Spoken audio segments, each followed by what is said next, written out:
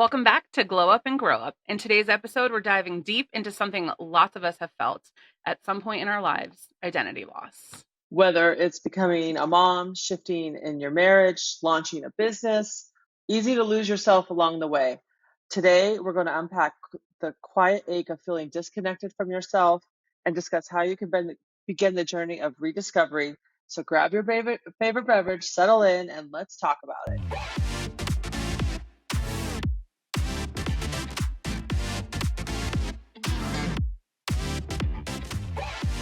All right. So, like being a woman, a mom, a business owner, trying to balance a social life, a lot of times you just get overwhelmed. I have been so overwhelmed in times of my life where I literally didn't even know how to function sometimes. And it's like, what do you even work on?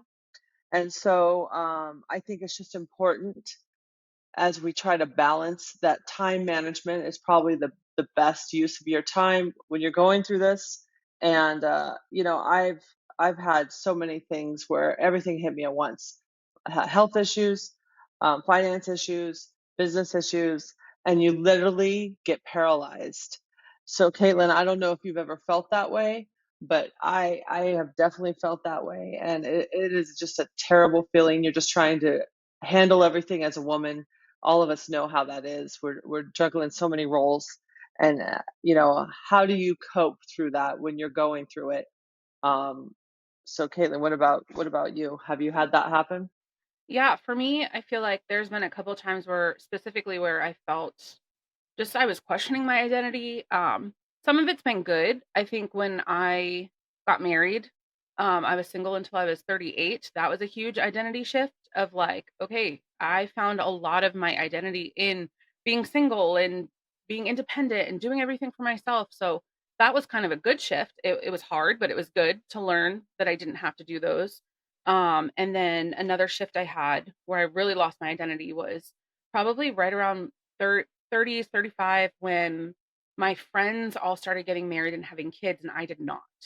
And Yeah. that was really hard, a really hard situation because suddenly I was okay with, but prior to that, I was okay with being single and independent and all of that. And then all of a sudden, really quickly, all of my friends were married, all of them had kids. And I was the one that didn't fit in. I didn't even have friends to go get dinner with or anything because they were all in that newborn stage. Um, and so I just picked up my life and moved halfway across the country from New Jersey to Nashville, um, because I just didn't know. That's a great way to deal with identity. Just let's go find a new environment. Hey, all your friends are married. Who am I? What do I actually want? And without being everything for everybody else, what do I want? And I always wanted to live in Nashville. So that's what I did.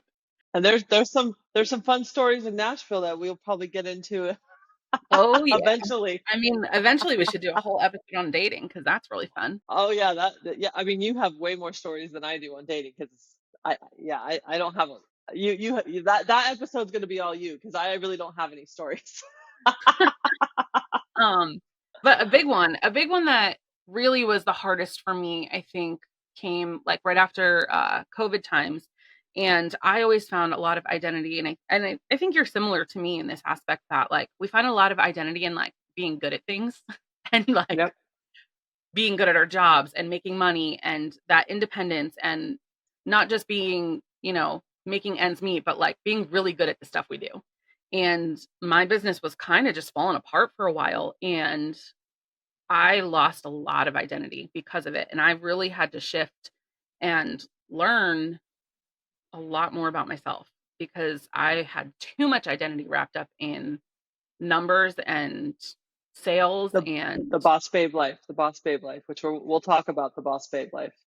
talk about like that caused a lot of depression for me. And I've never been someone that struggled with that, thank God. But I really, looking back, like I really was depressed because I just didn't feel like I was good at anything because the one thing that I was great at, that I was hiding behind almost because I wasn't married, I wasn't doing all these things my friends were doing, but I was great at my job.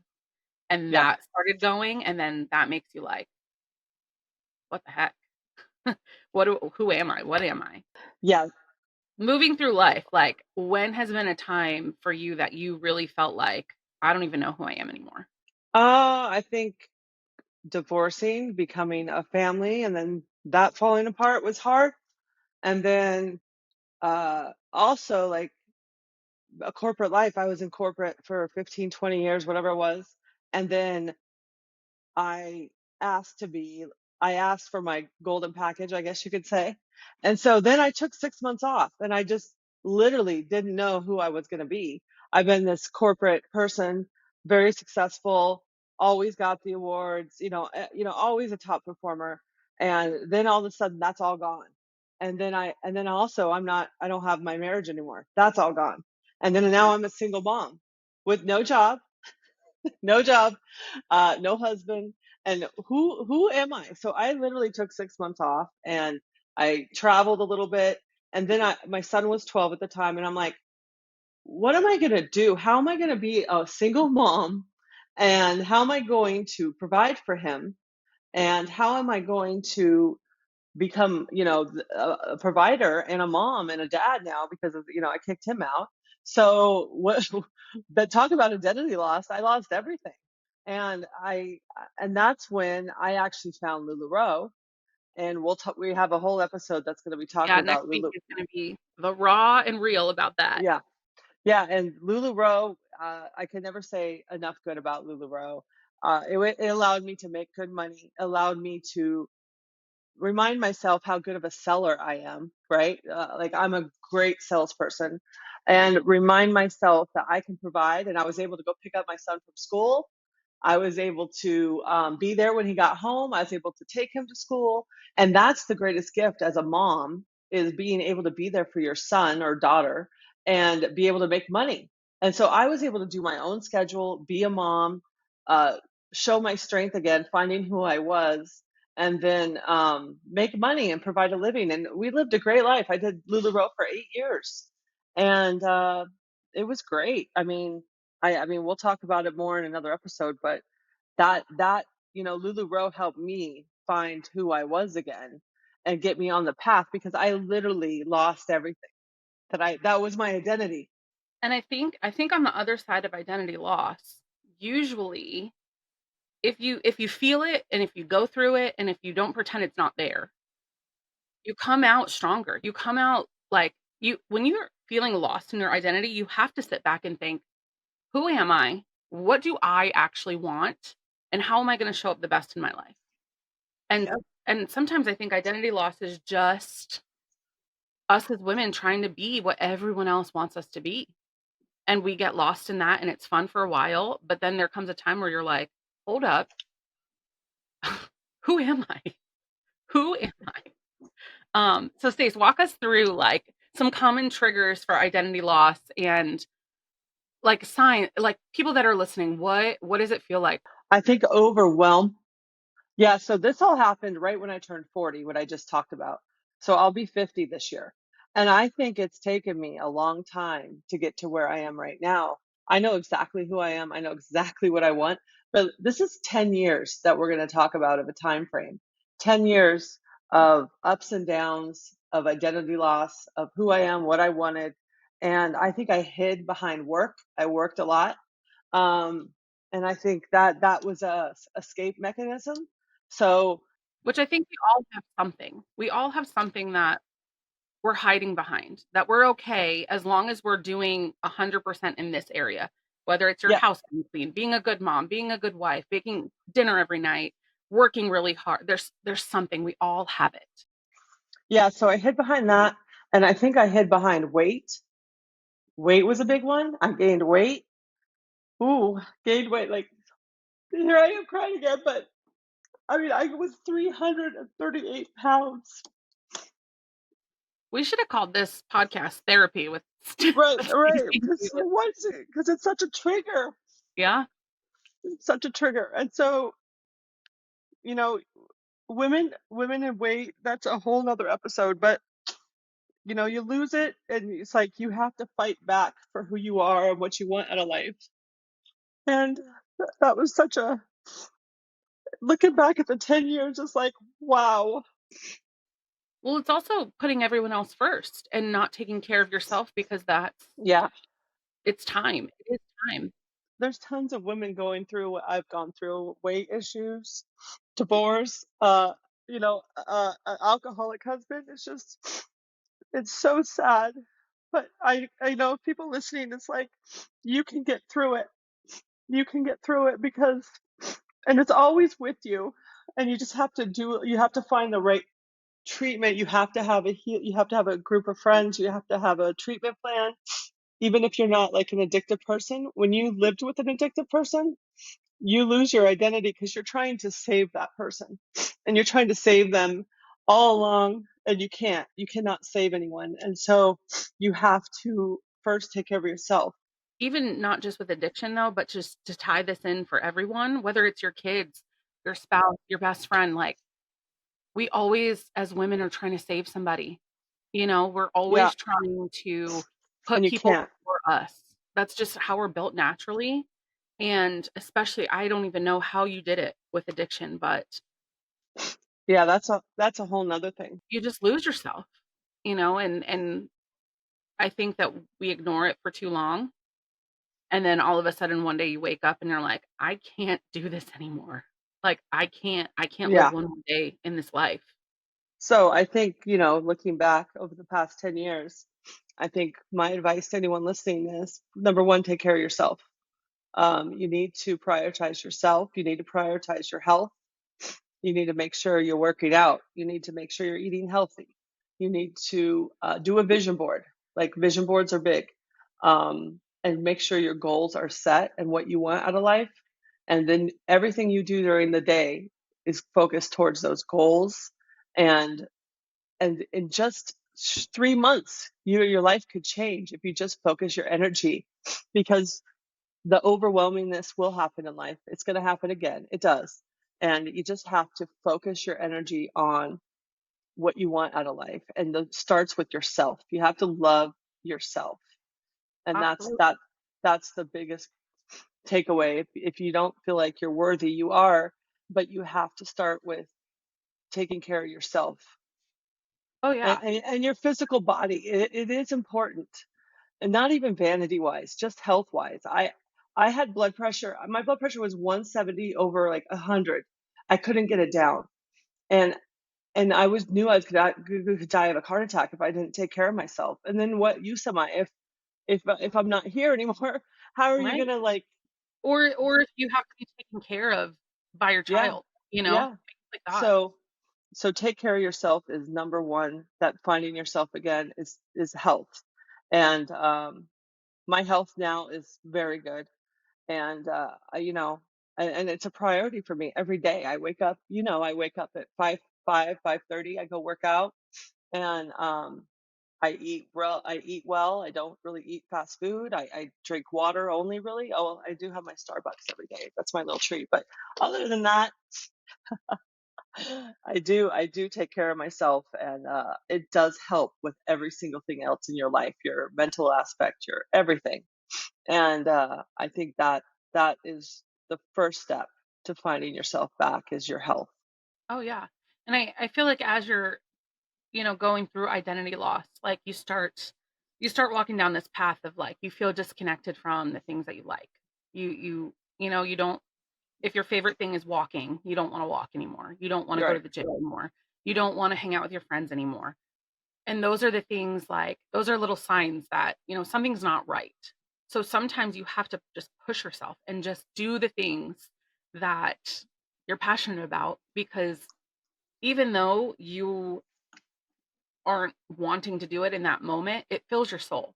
Like I heard a quote one time that said, burnout is not doing too much, it's doing too little of what you love. And like that quote really has just always sat with me because, yeah, like when I am doing the things that I love, when I'm taking care of my body, when I'm doing the right things, Hmm. plus you could pile however much on me and I'm good. But if I'm not doing those things, if I'm not spending time with people that pour into me, if I'm not moving my body, if I'm not doing those things, I get overwhelmed and burnt out very quickly. So I think that that's super important when finding your identity. Again, And if you have no passions right now, if you lost them all, like, find new ones. Start Yeah, buy some things on Amazon and start painting. Buy, get a coloring book. I love coloring books. This is a new I thing do that too. I love I them. I love love to coloring just books. sit there and doodle. But there's so many things. Don't question yourself. The self-doubt starts to creep in. Um, Feeling like you're just going through the motions every single day, like, ugh, that feeling is terrible. And I It think you're is. dead on when you say, like, starting your day with intention and moving your body and doing something for you first Yep. is huge because you've already put yourself first physically, and that just sets your intention for the whole day. You can show up more present for everybody else, which is awesome. Yeah, even if it's just walking for 30 minutes in the morning, just get your body moving. It changes. It's shown like that science that it does help your mind, everything when you move your body. It doesn't have to be, it doesn't have to be a boot camp or some crazy thing like just moving your body. And Yeah. then I will say one thing that I've done well my entire life is my girlfriends. Um, I my girlfriends your girlfriends are there your entire life, through marriages, through anything you go through, and it's important. I've seen a lot of my friends get so focused on their kids, and that's great. You have to be a mom, but you cannot leave your girlfriends behind. You have to keep those relationships, even if it's once a month you see them, but keep in touch with them. My girlfriends were there for me through, my dark days, and I try to be a good friend, and I have a lot of good friends in my life, and I'm very, very blessed for that because a lot of people don't have that. But I do have a lot of good friends if I need to call upon someone, and they know that they can call upon me as well. Of course, it's not a one-way street, but always keep your girlfriends, you don't need a ton, but just a few of them close to you, and confide in them and talk to them because they really will help you, even just to listen more than you'll ever realize in your life. And as you get older, women live longer. You need your girlfriends. You need your girlfriends. So, just I've always done that. And that's really, I just love all my girlfriends so much. They're like family to me. So that's a advice I would give is don't lose yourself in your family only. You have your friends. They were there before, they're going to be there, through every phase of your life. Yeah, and there is definitely something to be said about sharing things in groups and just having someone else look at you and say, "Oh my gosh, me too. Thank gosh you said that Hmm. because I feel the exact same way." And I think sometimes as women in our households, we feel like we're the only ones that feel that way because our kids don't feel that way, our husbands don't feel that way, our family doesn't feel that way, but your other girlfriends do. Like, Yep. they're also moms, they're also wives, they're also doing all the things that you're doing. You're just the only one in your house doing it, but your Yep. girlfriends are doing the things. So just being able to share that experience, and for me personally, I found a lot of really good friends and strength in church small groups. I love that setting. I love being able to go, into a setting and say, like, "I'm struggling. I need help with these things." And having that kind of small group that you just go to every week, and it sets me up to, like, "Okay, for the next 8 weeks, on Thursday nights, I have to go to this group." Yep. And it pulls me out of the daily grind and, like, now I'm committed to going to something. So that was really important for me for a time when I didn't wanna leave the house. Um, so I think that's huge too, but, Stace, let's talk about struggling with self-worth when you're going through identity and, how that can just Yeah. how identity So, loss can make you start to question your actual values. Like, are you worth anything? What are you worthy of?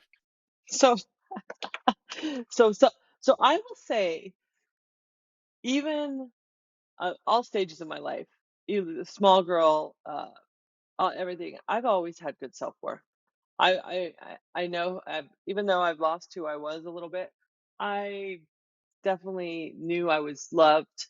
I knew I was valuable to the world. I I didn't struggle with the self-worth that some people do. Um, but I mean, I've had moments of doubt, of course, not like, not every day is rainbows, but I think overall I have good self-worth, and I don't I went to when I was 19. this is a funny story. It just always carried with me. Okay, granted, I was like size 12, 14 when I was 19, right? Which I am right now. I'm like a 12, and I thought I was depressed, and I went to this psychiatrist, and the psychiatrist, it was terrible psychiatrist. They said terrible. Yeah, I've never been to that, a psychiatrist before, and that is like it's like a therapist, not a psychiatrist. They were going to prescribe me, what's the drug you get when you're depressed? It's like a pretty heavy drug. I don't know. It but was a a pretty heavy heavy one. one. It was a heavy one that I knew like you take if you're really depressed. And I Uh-huh. was just like, I was just, it was 19. I was just like going through a phase. I You really were a wasn't, teenage yeah, I really wasn't depressed looking back at it. So they said, "Are you depressed because you're fat?" They literally asked me that. And I wasn't girl. fat. I wasn't fat. That's the Okay, best but thing about back it. then, let's just talk about real quick. In the 80s and 90s, if you weren't a size 2, you were fat. Like, True. that's Yeah. that's what we were told. Yeah. I'm so proud of today's culture, not to get off topic, but today's Yeah. culture really has turned that around, and, like, Yeah. That's true. healthy bodies are important. Yeah. But, like, do you remember the picture of Jessica Simpson when she was, like, a size 4 or 6? Yeah. Yeah. She had on those high-waisted jeans, and everyone was like, "She's so fat." I'm Yeah. like, No. But literally, so I literally walked out of that appointment and they gave me a prescription for some heavy duty drugs, right? That's depression. I literally, like, it was a moment in my life I'll never forget. There was a trash can there. I ripped up the prescription and I threw it away. And I said, I'm not depressed. What the hell was that? And then I walked out, and I have never dealt with any doubt or depression since. so really that Um, therapist did their job, but not in the correct way. Apparently, yeah, but, like, I was like, so, that's just a funny story to me that'll just stay with me forever because it's like it was just a moment in time where I was just feeling a little down. And I think if people are feeling a little down, if you're feeling a little down right now, totally normal. Life, you do feel down, but you got to pick yourself back up. You don't not always need a prescription. Some people do because they're battling a little more Yeah. deeper. But just in general life, just pick yourself up. I threw away that prescription. I'll always forget that. And it's like, that scene from what is it? Damn, what's that? That Whitney Houston movie where the fires in the background. The bodyguard? Her husband cheated on her. She blew up the car and there's fire in the background and she's walking away from the car, because she's so happy she just did that. That's kind of how I felt. I felt like, boom, like, yeah, we're moving on from this. There's nothing wrong with me. I'm good. I don't need no prescription for, you know. So the whole point of that story was it was a moment in time and I moved on, never looked back. But having self-worth, like everyone is worth something. You're here for a reason. And if you're feeling like you don't know what that reason is, vision board. I'm all about vision boards. Plan it out. Find your self-worth through vision, goals, dreams. That's it. Yeah, I love that. And I mean, if you're a mom, if you have kids, like think of how they think of you. Look at yourself through your kids' eyes. Um, I think sometimes we forget how loved we are, and like I mean, my whole life I just remember thinking like my mom is the most beautiful woman in the whole world. Like your kids just look at you Yeah. differently until they're teenagers, and then Yeah. I mean, then you're the worst person in the whole world. But I mean, I know for me, I struggled with self-worth a lot, in dating aspects, in what I deserved.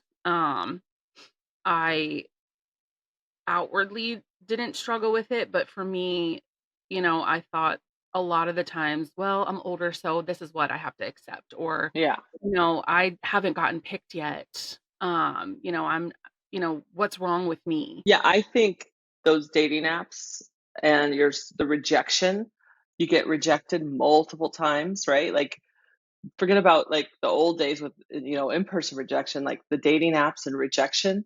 I mean, how can you not doubt yourself with the way the environment is today Oh, and yeah. and and get depressed when someone doesn't text you back or people are getting ghosted. You eh, I just think it's the society needs to do better. Like if you're not interested in someone, just tell them. Don't ghost them on a date. Don't like it's just terrible. And how No. can you not if you're dating? have self-worth issues because of how people are treating each other online, because you're just hiding behind a screen. It's Right. not, and it's like you have I don't know, like, how someone gets through that. You have way more experience in that than I do, of how you got through all the rejection that you went through. And it's not just you, everyone that's out there dating is going through it. Like, how do you do that? Because I mean, I would cry. I would cry. Especially if you're older and divorced and getting back out there, and it is Yeah. not like it was 20 years ago, and it's just you're right. Like it is really hard. And you really do have to remember like your self-worth is not tied up in a partner. Like it's Yeah. just not. And everyone else out there is getting ghosted. Everyone's getting rejected. There's So nobody. how did you, because I know a lot of your stories and there's some good ones. How did you keep your self-worth up going through that phase of your life? Because you were on dating apps for like what? Long 10 time. years on and 10 off. years. 10 years, Yeah. yeah. Um, well, That's 10 years of stories right there. yeah, the biggest thing I did was really put a lot of my self-worth in faith and really, really took the time to learn like what the Bible says like about women, what God says about women, how God makes you. Like for me, that I held a lot of self-worth in that. A long time I did hide behind work, and just being good at it and I don't care and blah blah blah. But when my self-worth really came back, it was when I knew how God made me, was confident in that, and was confident enough to say, like, no, I do want to be married. I do want to find the right partner. I do want to fall in love. I do want to have a family. Instead of hiding behind, no, I don't want those things. And is it about 2 years when you started doing that till you got married? Is that about right? Yeah, probably about two Yeah. years. Yeah, because you started saying it, you started journaling it, you wrote it down. God, like, tell me things about my husband, or like, I want to have a dream, and I would write it down if it happened, and all of these things. But I will tell you one of the biggest things that I did, and this can be a whole other episode that we can talk about, but is I completely stopped like kissing guys, sleeping with guys for over 10 years, unless I was in a relationship and then we would just kiss. But I was very adamant about saving myself for marriage at that point. That was not how I was 10 years before that, but that was a big, it completely changed my self esteem because I started noticing that taking that off the table, it wasn't about my self worth or who I was. It sometimes was about that. And if I wasn't going to do that, a guy didn't want to talk to me. So, like, that had Perfect. nothing to Move do with on. me, Yeah. like, you're not the right one then. And when I told my husband that, he was like, okay, cool. So, date next week. And I was like, oh, it didn't need to be a conversation or anything. He's just like, I respect that. So, you want to go out again next week? I'm like, There you go. oh, perfect. So that is something that really changed my life was because, you know, I didn't feel used anymore. I didn't feel like I just did all like hung out with you for 2 weeks and whatever happened and then you didn't call me. Like all of that was gone. I think that's great advice for anyone listening, any age, is take sex out of it and see what happens. Then you'll know the true intentions of And what. it's not for everyone to wait until marriage and like that's Yeah. all up to you. But I mean, even if you tell yourself for 1 year, start there for 1 year. Yeah. Um and see how you feel. That's really what did it for me was how I felt. Because in the Hmm. beginning, I was like, I don't know how I feel about that. That's kind of like, but let me just try. And then after a couple months, I was like, no, I like dating this way. It's so much better. Um, so that really helped my self worth a lot, which was great. And then, like we said, the other thing, That's good advice. That's good advice. I mean, I don't think a lot of. I mean, I don't know, but I mean, I don't. That's a very disciplined, respectful way to date. it is not easy, Of but course not. it really, I mean, it was great. Um, And I felt like I had a lot more say in relationships and a lot more say in just how I was dating. Like, you can't just hang out at my house on a first date. Like, you have to take me out to dinner. You took your power back. Yeah, exactly. You took your Exactly. power back. And I think one thing we'll go into reconnecting with yourself. I think one thing is journaling. Uh, I'm not a huge journaler, but when I was trying to reconnect with myself, I journaled, and I actually found some of that journaling from last year that I did, and I reread it, and I'm like, wow, I was in a not a good place. Yeah. And I'm like, how much growth I had from Oh, last yeah. year. You had to walk through some years of things that you were pushing down. Yeah, and I actually ripped up the journaling because not it was just another rip up, right? I guess another rip up Yeah, of I'm past all that. That's right. gone. I don't need to keep this. And I think trying to reconnect with yourself, journaling is a great way to write your thoughts down, get them out of your head, and you can come back and revisit them, or you can just tear them up after you write them. Just tear them up. You don't need to have evidence anywhere, but at least if you get it out of your head, I think it does help to reconnect with yourself is journaling. Oh, absolutely. I agree. I agree with that, and, just being very I love journaling, but also being very honest with yourself of things that bother you, things that don't, things that make you happy, things and I'm a big person, I believe that there's a difference in joy and happiness. I believe that you can be sad and joyful. You can internally just have joy, be grateful for your life, and not be happy. Right. So just being honest about what's making you sad, what makes you happy, what your passions are, where things are going awry right now. Um, and being honest about that is really hard sometimes. It's hard to sit back and say, like, I'm not good. If you've built a career for 20 years and then you turn around and say, that doesn't make me happy anymore. That's really Yeah, scary. Um, But you have to be honest with yourself, and then you have a decision to make, like, "Okay, I'm gonna retire in 5 years or 10 years or whatever wherever you're at. Like, I'm willing to just spend the next 10 years not super happy at work, but I'm gonna make myself happy in other areas, so it's yeah, fine, or I'm not willing to do that, and now I need to find something else." But you can't start the healing and reconnecting until you're super honest with yourself about what's happening. I mean, I'm still in my newlywed phase, and there are things that I'm noticing about myself where, like, little things will happen and I don't say anything because 'cause I'm like, "Eh, whatever." But, like, they're, like, stupid little things, like, I don't know. I can't think of a good example, but, like, the dishwasher or something, and you don't say it, but it annoys you or it just, that was annoying. And then 2 years later, you're like, "Okay, that's really annoying when that happens." yeah, But you didn't say anything when it wasn't a big deal. So, like, as women, we need to learn to say, like, "Hey, do you care?" Oh, a good example, my husband, when he goes to bed, he, like, turns down the house. He turns all the lights off, locks the doors, and all of that. And then sometimes I'm still working. So then I'll come out and the lights are off. And the other day, I just said, "Can you not turn all the lights off? Can you just leave some lights on? Because I feel like you're forgetting that I'm still working." Like, and he was like, "Yeah, yeah, no, I just do it so that you don't have to." So, like, he's doing it to be nice to me, but it's something that has been annoying me for almost 2 years that, like, I feel forgotten about because the lights are all off and I'm still working. Um, and he's so s and then last night, I this was just 2 days ago, the lights are on, and it just made me so much happier. So, like, just being honest and being able to say, like, just a little thing. right, like, "Hey, can you not do that?" Or but it wasn't until I was honest with myself that's like, "It's okay that that's annoying to me." Like, "It's okay, just say it." Um, and I think so many times we let so many little things like that just build up Build up.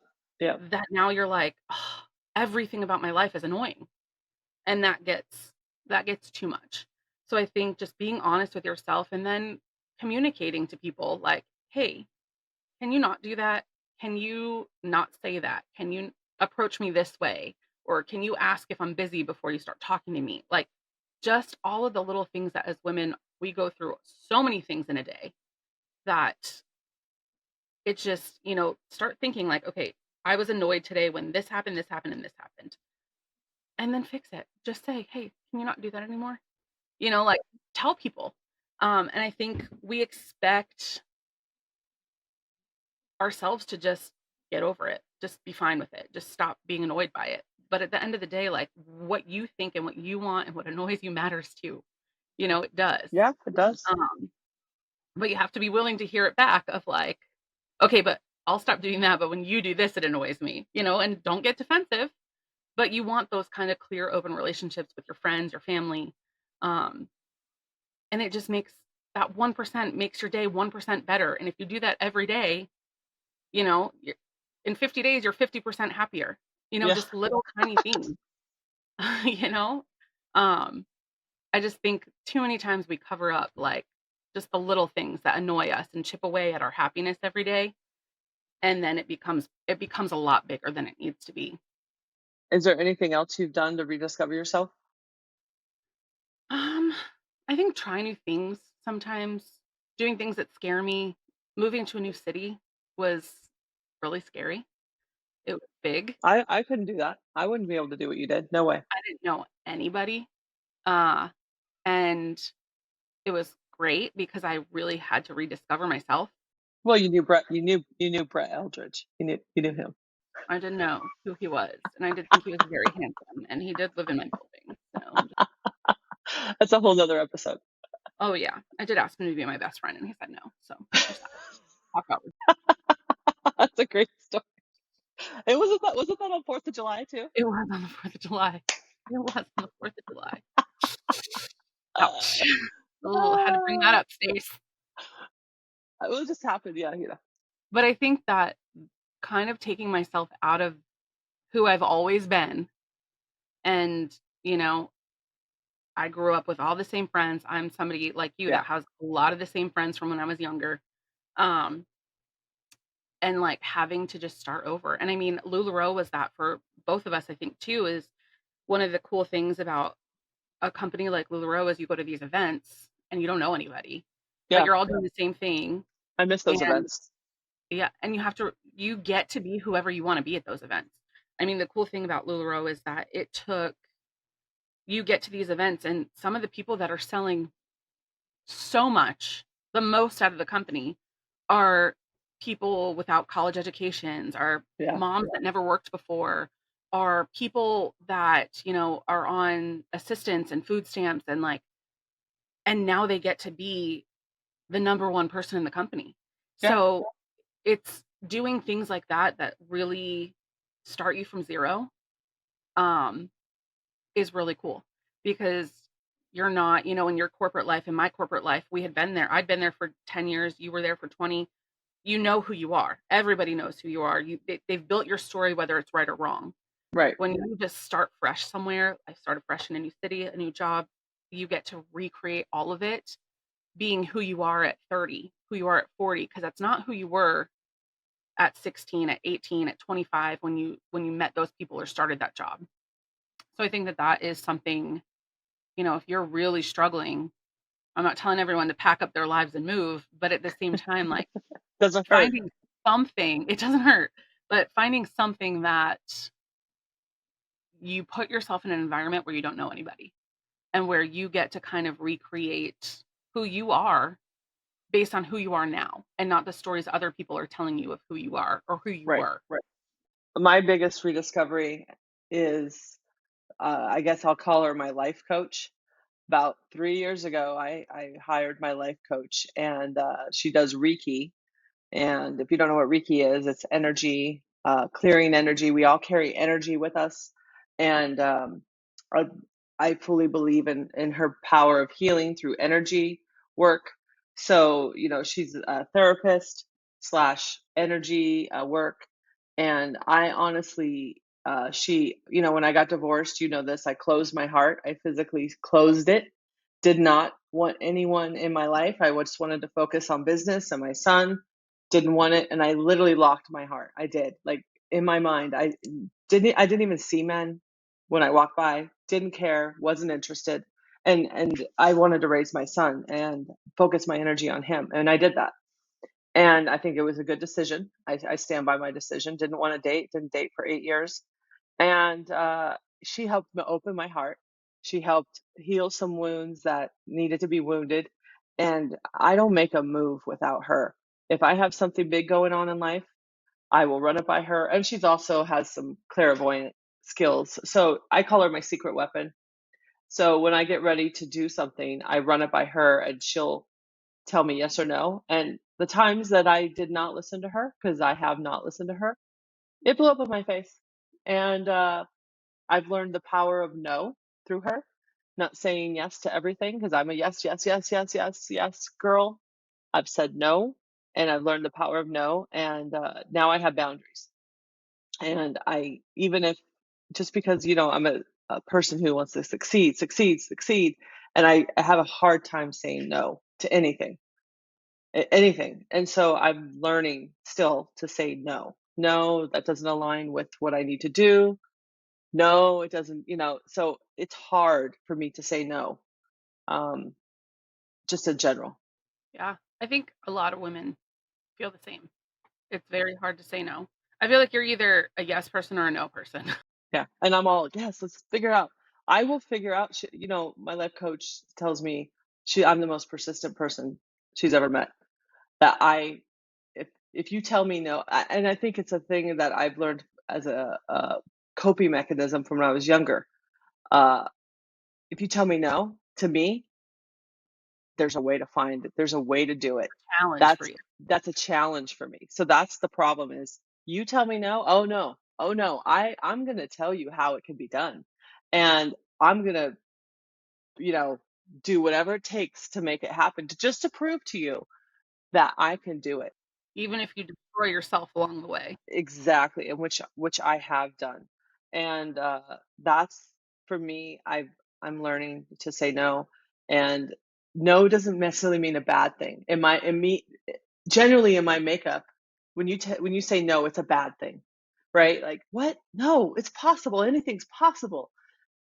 No, no, not really. So I think, coming on to, I'm like 5 months till I'm 50, and I look back at 40, and I'm going to say this a lot through this season because it's a huge growth for me, and I'm really know who I am, and the person I was at 40 wasn't a bad person, was just a very hurt person, and now I'm 50. I'm a strong, very determined. I will say no, but I know who I am. I know what I want, and it took 10 years from 40 to 50, obviously 10 years, 40, 50, but it really took that long to get to where I'm at now, where I can, I think, talk about it and hopefully share and help people through this podcast as one, mechanism of, hey, let, try this, do this, because it's, it was tough, tough, tough, tough. Yeah, and I think that's important to really highlight is that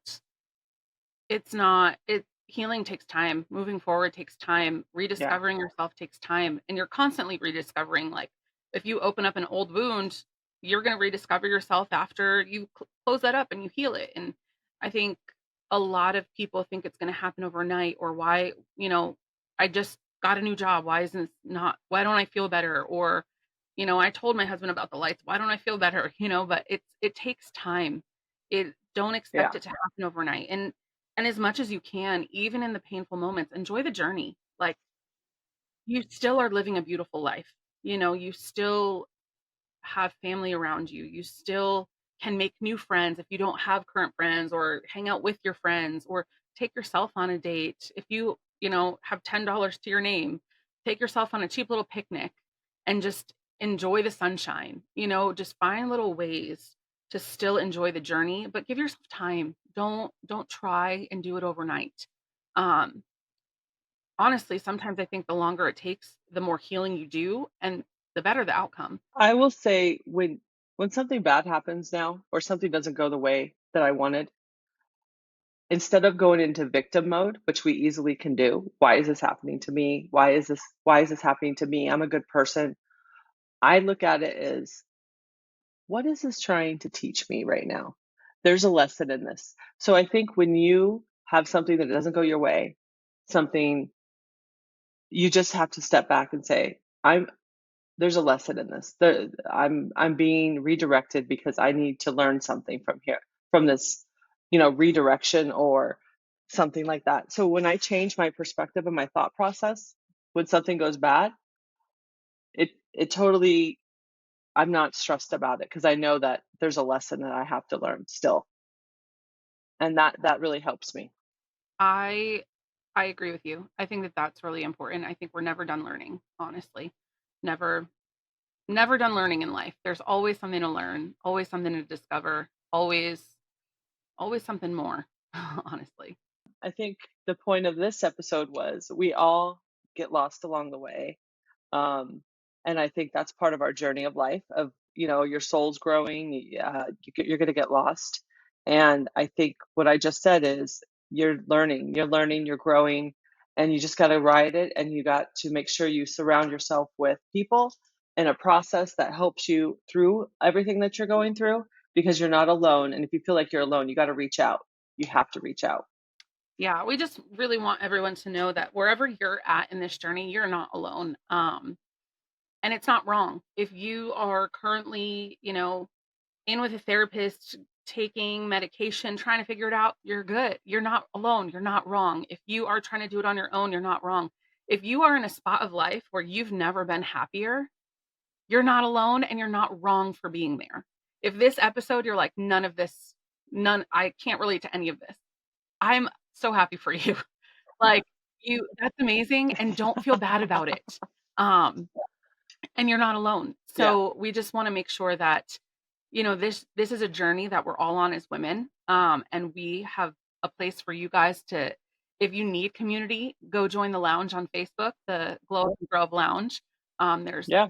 thousands of women in there that, are also there for community, and you can be honest in there. Um, so yeah, you're not alone. Yeah, our Facebook group will be a place that you can go to connect with other women if you don't have friends, and you can share your stories. So make sure you join our group, and also make sure that if you do feel like you need to refine yourself, just start journaling. Start journaling, do a vision board, like I mentioned, and get on a path to love yourself first. Yeah, and if you're feeling brave, go ahead, reach out, DM us, or share your reflections on the lounge. We want to start conversations. We want to hear from you, and we want to hear where you're at in all of this. So thanks for listening in on this episode, and make sure you join our Facebook group, subscribe, and we will see you soon. Yeah, we'll be back next Tuesday, and we are going to tell you all about how we met and our time at LuLaRoe, and we are going to be very real and honest about the good, the bad, all of the things.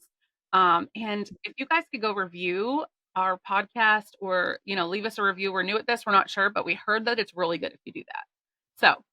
5 stars, 5 stars. Is it 5 stars? Only 5 stars, like the Uber driver said. So, all right, you guys are the best. We love y'all. See you next week. Bye.